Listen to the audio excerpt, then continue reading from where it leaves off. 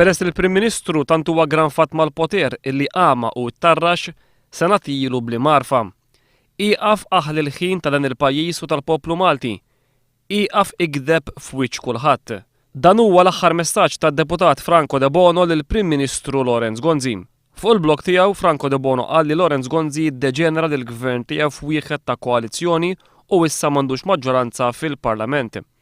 Qed ngħidilek bl-aktar mod ċar, il-nixur li għetlek illi minix ser nappoġġjak. Issa ejt il-Manuel Delija u Lillu Bondi appoġġjak fil-Parlament.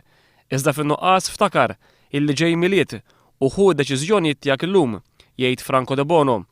De Bono jżid li jaqaru każa kif filwaqt li t-tfal raġgħu lura l-iskola, il-Parlament għadu bil-vaganzi tas-sajf biex illum għandna pajjiż imdendel u mifni bl-instabilità illi ġabet il-klikka tal-ħażen.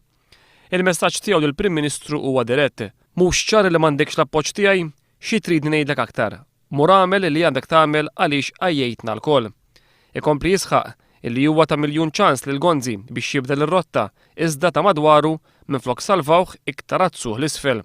Franco De Bono jgħid li Lorenz Gonzi jaħseb li l-poplu kollu huwa ġugarell tiegħu. Id-dittaturi biss jagħmlu bħalek, jgħid Franco De Bono lill-Prim Ministru.